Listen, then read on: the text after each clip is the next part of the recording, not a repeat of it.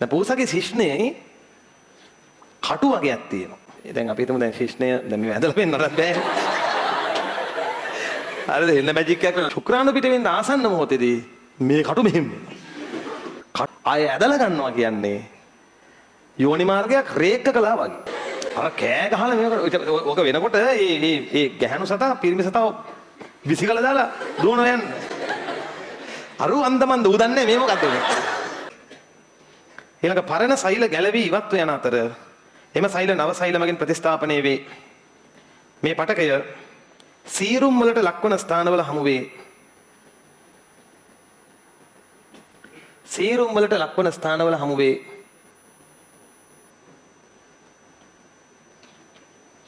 සීරුම් වලට ලක්වන සීරෙන තැන්වල උදාහරණ සමේ පිටත ප්‍රදේශයේ සමේ පිටත ප්‍රදේශයේ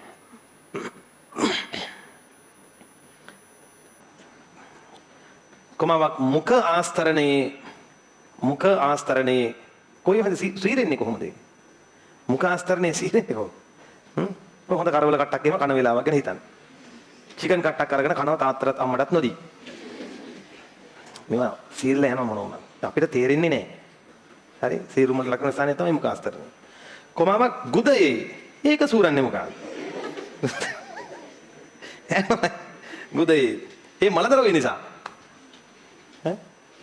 කොමාවක් යෝනි මාර්ගයේ මේ මොන අපරාධයක්ද ඒ කළා තියෙන්නේ?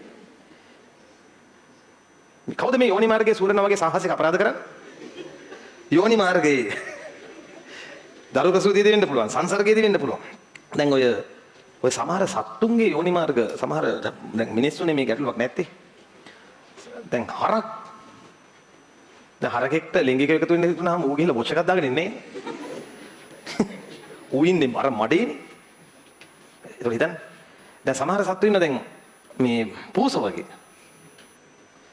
දැන් පූසගේ ශිෂ්ණයේ කටු වගේක් තියෙනවා. ඒ කටු නෝමල් තියෙන්නේ. ඒ දැන් අපි හිතමු දැන් ශිෂ්ණය දැන් මේ ඇදලා පෙන්නන්නත් බෑ. හරිද? එන්න මැජික් එකක් කරලා මංගෝ ගැන්දෝ. ඒ කටු මෙහෙම දැන් මෙහෙම දිගෑරිලා නැහැ. ඔන්න ඔය වගේ හොම්බෙලා තියෙන. ඒතර ශිෂ්ණයත් එක්ක මේ හැඩයට තියෙනවා ඒවා. මෙහෙම දන්නකෝ. දැන් ලිංගිකෙක් වීමේදී ශුක්‍රාණු පිට වෙන්න ආසන්න මොහොතේදී මේ කටු මෙහෙම වෙනවා. එතකොට දැන් ශිෂ්ණය ඇතුළට දාලා කටු මෙහෙම වෙනවා. හරිද? ආය ඇදලා ගන්නවා කියන්නේ යෝනි මාර්ගයක් රේක්ක කළා වගේ.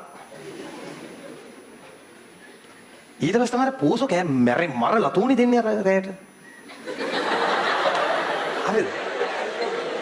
අර කෑ ගහලා මේක ඔක වෙනකොට ඒ ගැහණු සතා පිරිමි සතා විසිකලා දාලා දුවනවා යන්නේ.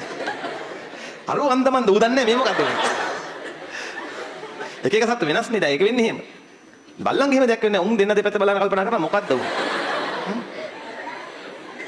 මේ හැම දෙයකම තේරුම් ගන්නකො යෝනි මාර්ගය කියලා කියන්නේ සීරියම් ලෙවල් එකට ලක්වෙන ස්ථානය තමයි. අරකේ ඔයාලා හිතන්න ඇයි එහෙම වෙන්නේ නැත්තේ? ඒ කියන්නේ දැන් ළමයි ඔය මිනිස්සුන්ගේ කියන මේ සත්තුන්ගේ මේ එක කාලයක් එනවා ලිංගික අවශ්‍යතාව වෙන. ඒ හැර ආයෙත් නැහැ. හීට් එකට එනවා කියන්නේ ඒකයි.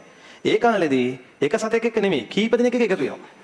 පූසන්ගේ උඹලන පුළුවන් තරම් කලින් ශුක්‍රාණු අයින් කරන්න. බලන්න ඒක සමාජ ධර්මයේ දීලා තියෙන දේ උඩ.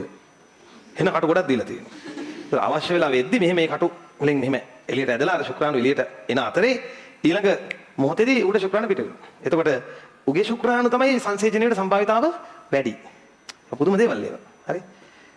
මේ දැනගන්න කිව්වේ.